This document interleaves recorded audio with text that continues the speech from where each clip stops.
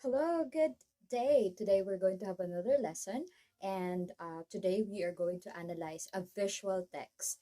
Now, um, I'm an IBDP educator, and one of the exams that students need to take is the Paper 1 Guided Textual Analysis.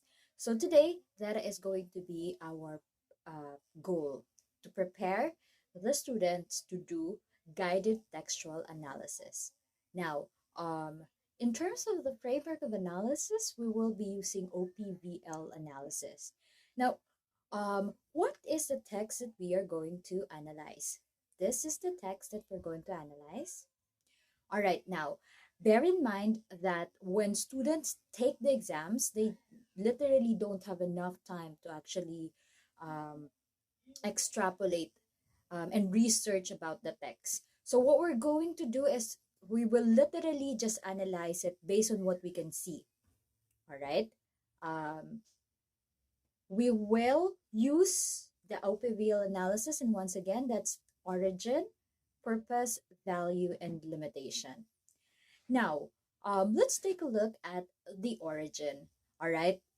At the very bottom, we will see that the signature of the cartoonist or the visual artist, and that was Dr. Seuss, Theodore Seuss Gazelle. Dr. Seuss is actually one of the most renowned literary writer. He wrote children's book, and he actually exerted influence because he used to be the chief. He's a cartoonist for New York newspaper PM, um, and the text is roughly from 1954. Okay, now what are the significance of these details? Let's take a look at the cartoonist. First, um, we have established that the writer somehow has great influence in the literary world. The writer also has access to a reputable magazine. All right. Um, and what's relevant about this is that what was an image that was relevant in 1954 continues to haunt um, people from 2020 2021. All right. Now, what can we see in this cartoon? The first thing that we notice is that because it's a cartoon, it seems to be a caricature. The purpose seems to be to entertain people. The purpose seems to be to entertain people. However, when we look at it closely, we see that more than just entertaining people, it seems to influence people to think a certain way. First, let's take a look at the first cartoonish depiction of Adolf Hitler. Adolf Hitler is one of the most cruel murderers in history. He who had killed a lot of Jews and had actually established a systemic, institutionalized um, killing of people. This person actually manipulates people to believe that killing Jews is correct, is morally correct. Beside him is a cartoonish depiction of an Asian man. How do we know that it's an Asian man? It could be Japanese, it could be Chinese, it could be Indonesian. Um, it's a cartoonish depiction because when we look at it, we see that the eyes are chinky, the nose look like a pig's snout. Um, he's he's smiling in a cunning but threatening way. All right. Underneath that lies the silhouette of an American man. The American man is actually wearing a suit and a hat, looking very gentle, manly. All right. It seems like the American man exudes respect and dignity.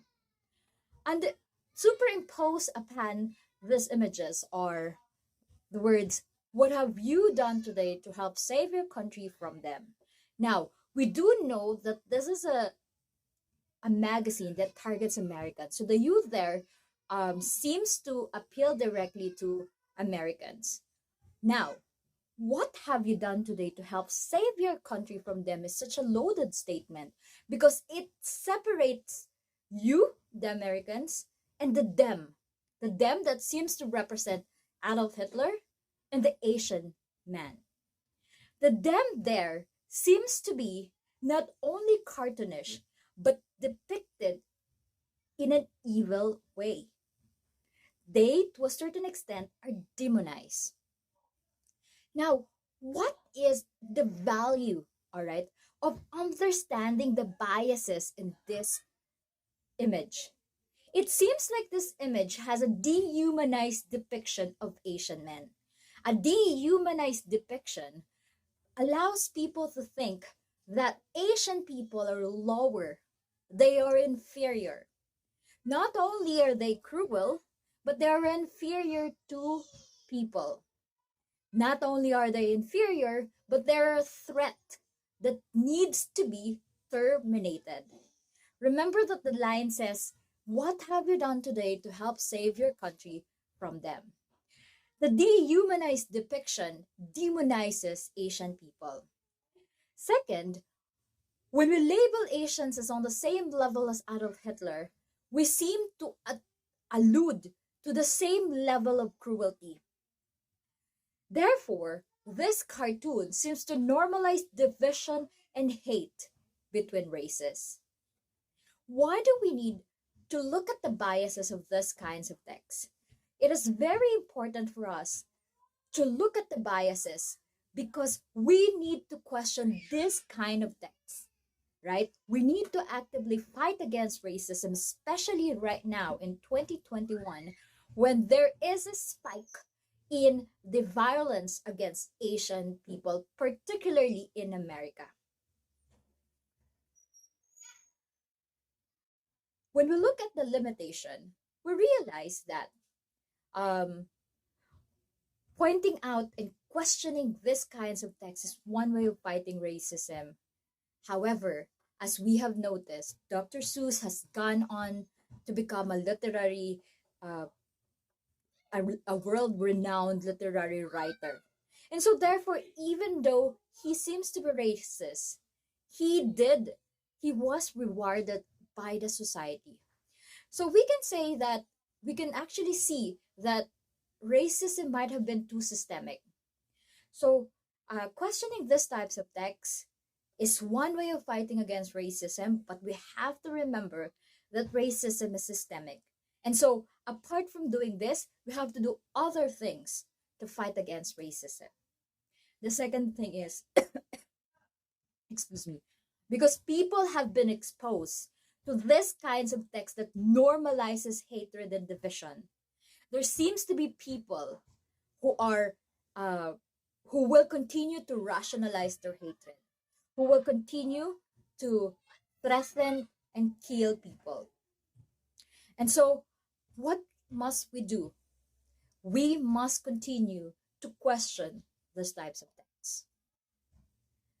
Um, Now, that reading is actually solely based on what we can see, right? But as we look at the reference here, this is actually Dr. Seuss has actually written or drawn a cartoon as part of an anti-Japanese sentiment during World War II.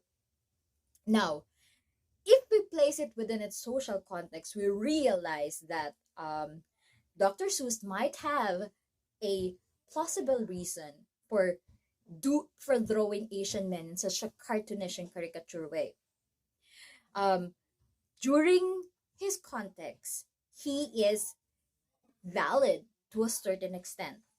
However, if we continue to believe and if we don't question these kinds of texts, we will continue to see the rise against Asian people. We will continue to see their lives being threatened. And so, this kind of text and opening the minds of my students to this kind of text is my contribution of stopping Asian hate. Um, This is just one of the many texts that rationalizes and normalizes racism.